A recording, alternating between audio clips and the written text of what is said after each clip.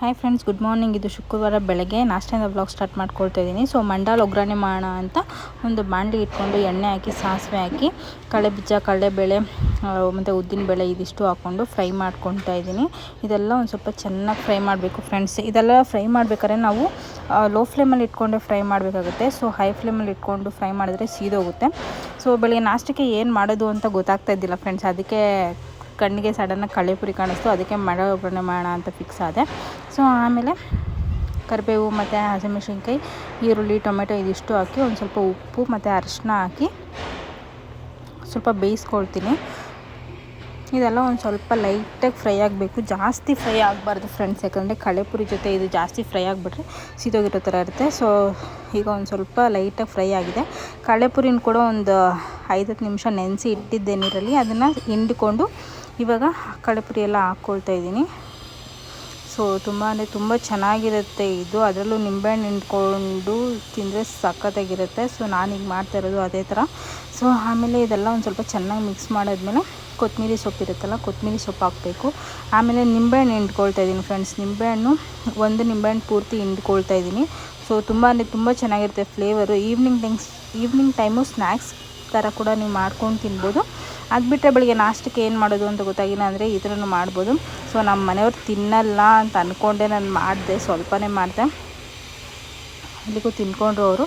ಯಾಕಂದರೆ ನಮ್ಮ ಮನೆಯವ್ರಿಗೆ ಬೆಳಗ್ಗೆ ಹೊತ್ತು ಈ ಥರ ನಾಷ್ಟ ಅಂದರೆ ಇಷ್ಟ ಆಗಲ್ಲ ಫ್ರೆಂಡ್ಸ್. ಈ ನಡುವೆ ಬೆಳಗ್ಗೆ ಹೊತ್ತು ನಾಷ್ಟನೇ ಆಗ್ತಾಯಿದೆ. ಸೊ ಅವ್ರು ತಿನ್ನೋದಿಲ್ಲ ಅಂತ ಅಂದ್ಕೊಂಡು ಪಾಪ ತಿನ್ಕೊಂಡು ಹೋದರು. ಕೆಲಸ ಕೂಡ ಟೈಮ್ ಆಗಿತ್ತು ಇವತ್ತು ಅಂತ ಅಂದ್ಕೊಂಡು. ಸೊ ಏನೂ ಮಾಡೋದಕ್ಕಾಗೋದಿಲ್ಲ. ಫೈನಲಿ ನೋಡಿ ಫ್ರೆಂಡ್ಸ್, ಎಷ್ಟು ಚೆನ್ನಾಗಿ ಕಾಣ್ತಾ ಇದೆ. ಸಾಕಾಗಿತ್ತು ಟೇಸ್ಟ್ ಅಂತೂ. ನೀವು ಟ್ರೈ ಮಾಡಿ. Hi friends, good morning. Welcome to my YouTube channel. ಎಲ್ಲರೂ ಹೇಗಿದ್ದಾರೆ? ನಾನು ಚೆನ್ನಾಗಿದ್ದೀನಿ. ಇವತ್ತು ಶುಕ್ರವಾರ. ಸೊ ಈಗ ಟೈಮ್ ಬಂದು 11 ಗಂಟೆ ಆಗಿದೆ. ಇವಾಗ ಬ್ಲಾಗ್ ಸ್ಟಾರ್ಟ್ ಮಾಡ್ಕೊಳ್ತೀನಿ. ಬೆಳಗ್ಗೆ ನಾಷ್ಟಕ್ಕೆ ನೋಡಿದ್ರಲ್ಲ, ಕಡಲೆಪುರಿ ಹಾಕಿ ಚಿತ್ರಾನ್ನ ಮಾಡಿದ್ದೆ. ಮಂಡಾಲ್ ಒಗ್ಗರಣೆ ಅಂತಾರೆ, ಸಕ್ಕತ್ತಾಗಿರುತ್ತೆ, ತುಂಬ ಚೆನ್ನಾಗಿತ್ತು. ಸೊ ಅದ್ರ ಜೊತೆ ಆಮ್ಲೆಟ್ ಹಾಕ್ಕೊಂಡಿದ್ದೆ ಫ್ರೆಂಡ್ಸ್. ಬೆಳಗ್ಗೆನೇ ಎದ್ದು ಸ್ನಾನ ಎಲ್ಲ ಮಾಡಿದ್ವಿ ಮತ್ತು ಆಮ್ಲೆಟ್ ಹಾಕ್ಕೊಂಡು ತಿಂದಿದ್ದಾಯಿತು ನಾಷ್ಟಕ್ಕೆ. ಈಗ ಸ್ವಲ್ಪ ದೇವಸ್ಥಾನಕ್ಕೆ ಹೋಗ್ತಾ ಇದ್ದೀವಿ ಫ್ರೆಂಡ್ಸ್. ಅದಕ್ಕೋಸ್ಕರ ಮತ್ತೆ ಸ್ನಾನ ಮಾಡಿ ರೆಡಿ ಆಗಿದ್ದೀನಿ. ಮಧ್ಯಾಹ್ನಕ್ಕೆ ಬಂದುಬಿಟ್ಟು ಹಲಸಂದ್ರಿ ಕಾಳಲ್ಲಿ ಹುಳಿ ಸಾರು ಮಾಡಿದ್ದೆ. ನಮ್ಮ ಮನೆಯವರು ಕೆಲಸಕ್ಕೆ ಹೋಗ್ತೀನಿ ಅಂತ ಹೊರಟರು ನಾಷ್ಟ ಮಾಡಿಕೊಂಡು. ಆಮೇಲೆ ಅಲ್ಲಿಂದ ಫೋನ್ ಮಾಡಿದ್ರು ನನಗೆ, ದೇವಸ್ಥಾನಕ್ಕೆ ಹೊರಡೋಣ, ರೆಡಿಯಾಗು ಅಂತ. ಈಗ ರೆಡಿ ಆಗಿದ್ದೀನಿ. ಆ್ಯಕ್ಚುಲಿ 11 ಗಂಟೆಗೆ ಬಿಡೋಣ ಅಂತ ಅಂದರು ಅವರು. ಸೊ ಇಲ್ಲೇ 11 ಗಂಟೆ ಆಯಿತು, ನಾನು ರೆಡಿ ಎಲ್ಲ ಆಗಿದೆ. ಇನ್ನೂ ಅವ್ರು ಬಂದಿಲ್ಲ, ಅವ್ರಿಗೋಸ್ಕರ ವೆಯ್ಟಿಂಗು. ಅವರು ಬೆಳಿಗ್ಗೆ ಮಂಡಾಳ ಒಗ್ಗರಣೆ ಜೊತೆ ಆಮ್ಲೆಟ್ ತಿನ್ಕೊಂಡು ಹೋಗ್ಬಿಟ್ರು ಫ್ರೆಂಡ್ಸ್. ಈಗ ಅವರು ಬಂದು ಸ್ನಾನ ಮಾಡಬೇಕು. 11 ಗಂಟೆ ಅಂತ ಹೇಳಿದ್ದಾರೆ, 12 ಗಂಟೆ ಆಗೇ ಹೋಗುತ್ತೆ ಪಕ್ಕ. ಸೊ ಅದಕ್ಕೆ ವೆಯ್ಟ್ ಮಾಡ್ತಾಯಿದ್ದೀನಿ. ಮತ್ತು ಇದು ಈಗ ನಾಷ್ಟ ಎಲ್ಲ ಮಾಡ್ಕೊಂಡಿದ್ದಾಯಿತು. ಈಗ ರೆಡಿ ಆಗಿದ್ದೀನಿ. ಈಗ ನಮ್ಮ ಮನೆಯವ್ರು ಬಂದಮೇಲೆ ಹೊರಡೋದೆ. ಮನೆ ಕೂಡ ಎಲ್ಲ ಕ್ಲೀನಾಗಿದೆ. ಸೊ ಪೂಜೆ ಒಂದು ಮಾಡಿಲ್ಲ. ಸೊ ನಮ್ಮ ಮನೆಯವ್ರು ಬಂದಮೇಲೆ ಹೋಗ್ಬಿಟ್ಟು ಬರೋಣ. ಸೊ ಫ್ರೆಂಡ್ಸ್, ಆಮೇಲೆ ಈಗ ತಾನೇ ಜರ್ನಿ ಸ್ಟಾರ್ಟ್ ಮಾಡಿದ್ದೀವಿ, ಹೋಗಬೇಕು. ಸೊ ಇಲ್ಲಿ ಟ್ರಾಫಿಕ್ ಇದ್ದಿಲ್ಲ ಫ್ರೆಂಡ್ಸ್. ಒಂದು ಕಡೆ ರೈಲ್ವೆ ಇದಿದೆ. ಸೊ ಅಲ್ಲಿ ಸಿಕ್ಕಾಪಟ್ಟೆ ಟ್ರಾಫಿಕ್ ಹೋಗಿತ್ತು. ಸೊ ಟ್ರೈನ್ ಹೋಗ್ತಾಯಿದೆ. ನಮ್ಮ ಪುಣ್ಯಕ್ಕೆ ನಾವು ಹೋಗೋ ಟೈಮಿಗೆ ಟ್ರೈನ್ ಹೋಗ್ತಿತ್ತು. ಇನ್ನೊಂದು 2-3 ನಿಮಿಷ ಎತ್ಬಿಡ್ತಾರೆ ಗೇಟು, ಆಮೇಲೆ ಹೊರಟ್ರೆ ಆಗುತ್ತೆ. ಸೊ ಇವತ್ತು ಮಳೆ ಬರುತ್ತೆ ಅಂತ ಅಂದ್ಕೊಂಡಿದ್ದೆ. ಸದ್ಯ ನಾವು ಹೋಗಿ ಬರೋವರೆಗೂ ಮಳೆ ಇರಲಿಲ್ಲ, ಬಟ್ ಬಿಸಿಲು ಇರಲಿಲ್ಲ ಫ್ರೆಂಡ್ಸ್. ಮಳೆ ಬರೋ ಥರನೇ ಇತ್ತು, ಬಟ್ ಬಿಸಿಲು ಬಂದಿಲ್ಲ. ಸೊ ಆರಾಮಾಗಿ ಹೋಗಿ ಆರಾಮಾಗಿ ಬಂದ್ವಿ. ಅಷ್ಟು ಟ್ರಾಫಿಕ್ಕೂ ಇದ್ದಿಲ್ಲ ಇವತ್ತು. ನನಗೆ ಅದೇ ಖುಷಿ. ನನಗೆಲ್ಲಾದರೂ ಟ್ರಾವೆಲ್ ಮಾಡಬೇಕಂದ್ರೆ ಟ್ರಾಫಿಕ್ ಇಲ್ಲ ಅಂದರೆ ಒಂಥರ ನೆಮ್ಮದಿ ಆಗುತ್ತೆ ಫ್ರೆಂಡ್ಸ್. ಟ್ರಾಫಿಕ್ ಇದ್ದರೆ ಮಾತ್ರ ಯಾಕಾದರೂ ಹೋಗ್ತೀವಪ್ಪ, ಯಾಕಾದರೂ ಬೇಕು ಈ ಟ್ರಾವೆಲಿಂಗ್ ಅಂತ ಅನಿಸ್ಬಿಡುತ್ತೆ. ಅಷ್ಟೇ ಹಿಂಸೆ ಆಗುತ್ತೆ ಟ್ರಾವೆಲಿಂಗ್ ಮಾಡೋದಕ್ಕೆ ಟ್ರಾಫಿಕಲ್ಲಿ. ಸೊ ಅದು ಬೆಂಗಳೂರಲ್ಲಿ ಇರೋರಿಗೆ ಗೊತ್ತಾಗುತ್ತೆ. ಸೊ ಸಿಕ್ಕಾಪಟ್ಟೆ ಟ್ರಾಫಿಕ್ ಇತ್ತು, ಹಂಗೂ ಹಿಂಗೂ ಹೋಗ್ತಾಯಿದ್ವಿ. ಸೊ ಹೋಟ್ಲು ಹುಡುಕ್ತಾಯಿದ್ವಿ ಫ್ರೆಂಡ್ಸ್. ಒಂದು ಕಡೆ ಹೋಟ್ಲೂ ಕಾಣಿಸ್ತಾ ಇದ್ದಿಲ್ಲ ನಮಗೆ. ಯಾಕಂದರೆ ಮಧ್ಯಾಹ್ನ ಟೈಮ್ ಆಗೋಗಿತ್ತು. ಇನ್ನು ಅಲ್ಲಿ ಹೋದರೆ ಸಾಯಂಕಾಲ ಆಗಿಬಿಡುತ್ತೆ. ಸೊ ಏನು ಮಾಡೋದು ಅಂತ ಗೊತ್ತಿಲ್ಲ. ಹೋಟ್ಲುಗಳು ಹುಡುಕೊಂಡೇ ಹೋಗ್ತಾಯಿದ್ವಿ, ಆದರೆ ಯಾವುದೂ ಹೋಟ್ಲುಗಳು ನಮಗೆ ಕಾಣಿಸ್ತಾ ಇದ್ದಿಲ್ಲ ಇಲ್ಲಿ. ಸೊ ಆ ಕಡೆ ನಮ್ಮ ಮನೆಯವರು ಅವರು ಇಯರ್ಫೋನ್ ಹಾಕ್ಕೊಂಡು ಸಾಂಗ್ಸ್ ಹಾಕ್ಕೊಂಡು ಇಲ್ಲ ಮಾತಾಡ್ಕೊಂಡು ಹೋಗ್ತಾಯಿದ್ರು. ನಾನು ಈ ಕಡೆ ಏರ್ಪೋರ್ಟ್ಸ್ ಹಾಕ್ಕೊಂಡು ಹಿಂದಗಡೆ ಕೂತ್ಕೊಂಡು ಹಾಡು ಕೇಳ್ಕೊಳ್ತಾ ಇರ್ತೀನಿ. ಸೊ ಇದು ನೇಚರೆಲ್ಲ ನೋಡ್ತಾ ಇದ್ರೆ ಒಂದು ಸತಿ ನನಗೆ ನಮ್ಮೂರೇ ನೆನಪಾಗುತ್ತೆ ಫ್ರೆಂಡ್ಸ್. ಊರಿಗೆ ಹೋಗ್ಬೇಕಾದ್ರೂ ಕೂಡ ಇದೇ ಥರ 3-4 ಕಿಲೋಮೀಟ್ರಿಂದ ಹುಡ್ಕೊಂಡು ಬರ್ತಾಯಿದ್ದೀವಿ, ಹೋಟ್ಲೇ ಸಿಗ್ತಾ ಇಲ್ಲ. ಸೊ ಈಗ ಇದು ಬಸ್ ಸ್ಟ್ಯಾಂಡು. ಸೊ ಬಸ್ ಸ್ಟ್ಯಾಂಡಲ್ಲಿ ಬಂದುಬಿಟ್ಟು ಇಲ್ಲಿ ಇದೆ. ಸೊ ಅದಕ್ಕೆ ಇಲ್ಲೇ ತಿನ್ಕೋಣ ಅಂತ ಬರ್ತೀವಿ, ಬನ್ನಿ. ಸೊ ಫ್ರೆಂಡ್ಸ್, ಊಟ ಕೂಡ ಮಾಡ್ಕೊಂಡಿದ್ದಾಯಿತು. ಅನ್ನ ಸಾಂಬಾರು ಸಿಕ್ಕಿಲ್ಲ ಫ್ರೆಂಡ್ಸ್, ಅದಕ್ಕೆ ದೋಸೆ ತಿನ್ಕೊಂಡು.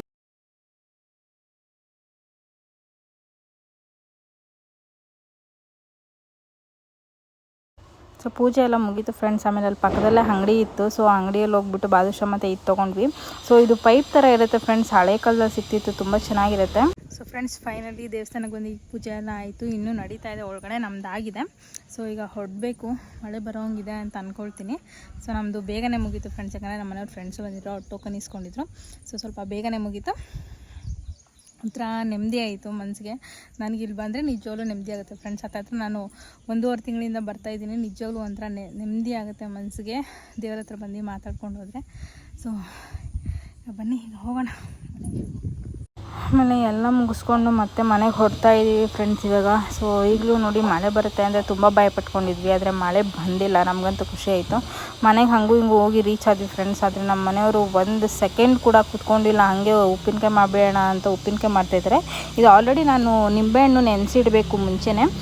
ತುಂಬ ಜನ 15-20 ದಿನ ನೆನೆಸಿಡ್ತಾರೆ. ನಾನು 1 ವಾರ ಆಗಿತ್ತು ನೆನೆಸಿಟ್ಟಿದ್ದು ನಿಂಬೆಹಣ್ಣು.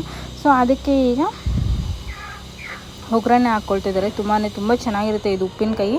ಸೊ ನಾವು ಇದು ಮಾಡೋದು ಕಲ್ತಾಗಿಂದ ಹೊರಗಡೆಯಿಂದ ತರ್ತಾನೆ ಇದ್ದಿಲ್ಲ. ಉಪ್ಪಿನಕಾಯಿ ಇದು ಇನ್ನೇನು ರೆಸ್ಟ್ ಮಾಡೋಣ ಅಂದ್ಕೊಂಡ್ರೆ ಮತ್ತೆ ಮಯೋನೀಸ್ ಮಾಡಬೇಡ ಅಂತ ಮಯೋನೀಸ್ ಮಾಡ್ತಾಯಿದ್ದಾರೆ, ಎಗ್ ಮಯೋನೀಸು. ಸೊ ಇದಕ್ಕೆ ಮೊಟ್ಟೆ ಹಾಕ್ಕೊಂಡು ಉಪ್ಪು, ಸಕ್ಕರೆ, ಬೆಳ್ಳುಳ್ಳಿ, ಪೆಪ್ಪರು ಇದಿಷ್ಟು ಹಾಕ್ಕೊಂಡು ಬ್ಲೆಂಡ್ ಮಾಡ್ಕೊಳ್ಳೋದು ಫ್ರೆಂಡ್ಸ್. ಆಮೇಲೆ ಎಣ್ಣೆ ಹಾಕ್ಕೊಬೇಕು. ನಮ್ಮ ಮನೆಯವ್ರು ನೋಡಿ ಕ್ಯಾನ್ ಇದೆ ಅಂದ್ಬಿಟ್ಟು ಹೆಂಗೆ ಸುರಿತಾ ಇದ್ದಾರೆ ಅಂದರೆ ಎಣ್ಣೆ 1/4 ಲೀಟ್ರ್ ಎಣ್ಣೆ ಸುರಿದ್ಬಿಟ್ಟಿದ್ದಾರೆ. ಆಮೇಲೆ ಎಣ್ಣೆ ಖಾಲಿ ಆದರೆ ಇಷ್ಟು ಬೇಗ ಖಾಲಿ ಆಗೋಯ್ತು ಅಂತ ನನಗೆ ಹೇಳ್ತಾರೆ. ಸೊ ಮೈನೀಸ್ ಅಂತೂ ಸಕ್ಕತ್ತಾಗಿ ಬಂದಿತ್ತು ಫ್ರೆಂಡ್ಸ್. ಎಣ್ಣೆ ಅಷ್ಟು ಹಾಕಿದ್ದಕ್ಕೂ ಇದಾಯಿತು. ಸೊ ಎಣ್ಣೆ ಜಾಸ್ತಿ ಹಾಕಿದ್ರು ಅಂತ ಒಂದು ಸ್ವಲ್ಪ ಬೇಜಾರಾಯಿತು, ಆದರೂ ಪರವಾಗಿಲ್ಲ. ಮಯೋನೀಸ್ ಅಂತೂ ಸಕ್ಕತ್ತಾಗಿ ಬಂದಿತ್ತು ಫ್ರೆಂಡ್ಸ್, ನನಗಂತೂ ತುಂಬ ಇಷ್ಟ ಆಯಿತು. ಆದಷ್ಟು ಬೇಗ ಪರೋಟ ತರಬೇಕು, ಪರೋಟ ತಂದು ಎಗ್ ರೋಲ್ ಮಾಡಿಕೊಂಡು ಮಯೋನೀಸ್ ಎಲ್ಲ ಖಾಲಿ ಮಾಡಬೇಕು. ನನಗಂತೂ ಸಿಕ್ಕಾಪಟ್ಟೆ ಇಷ್ಟ, ಮಯೋನೀಸ್ ಚೆನ್ನಾಗಿರುತ್ತೆ. ಸೊ ಹೊರಗಡೆ ತಿನ್ನೋದಕ್ಕಿಂತ ಈ ಥರ ಮನೆಯಲ್ಲೇ ಮಾಡಿಕೊಂಡ್ರೆ ಚೆನ್ನಾಗಿರುತ್ತೆ. ಪಾಪ ನಮ್ಮ ಮನೆಯವರೇ ಮಾಡ್ತಾಯಿದ್ದಾರೆ.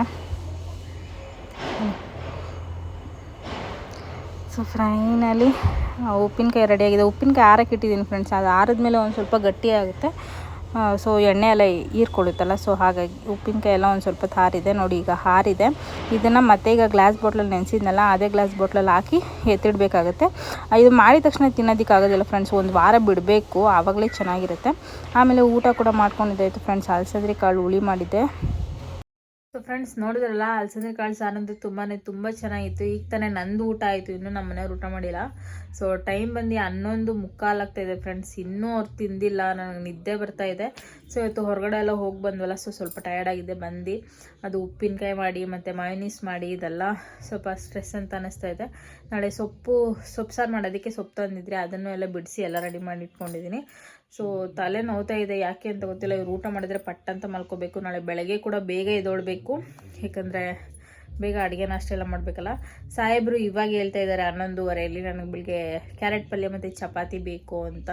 ಸೊ ಚಪಾತಿ ಕ್ಯಾರೆಟ್ ಪಲ್ಯ ಅದೆಲ್ಲ ಲೇಟ್ ಆಗುತ್ತೆ ಬೆಳಗ್ಗೆ ಹೊತ್ತು. ನೋಡೋಣ, ಆದಷ್ಟು ಬೇಗ ಇದೊಳಗೆ ಟ್ರೈ ಮಾಡ್ತೀನಿ. ಸೊ ಫ್ರೆಂಡ್ಸ್, ಈ ಬ್ಲಾಗಿಗೆ ಏನು ಮಾಡ್ತೀನಿ, ಪ್ಲೀಸ್ ಯಾರ್ಯಾರು ವಿಡಿಯೋ ನೋಡ್ತೀರೋ ಪ್ಲೀಸ್ ಸಬ್ಸ್ಕ್ರೈಬ್ ಮಾಡಿ, ಲೈಕ್ ಮಾಡಿ, ಶೇರ್ ಮಾಡಿ, ಕಮೆಂಟ್ ಮಾಡಿ. ಮತ್ತು ಇಲ್ಲಿವರೆಗೂ ವಿಡಿಯೋ ನೋಡ್ಕೊಂಡು ಸಪೋರ್ಟ್ ಮಾಡ್ತಿರೋ ನಿಮ್ಗೆ ಎಲ್ಲರಿಗೂ ಕೂಡ ಥ್ಯಾಂಕ್ ಯು ಸೋ ಮಚ್.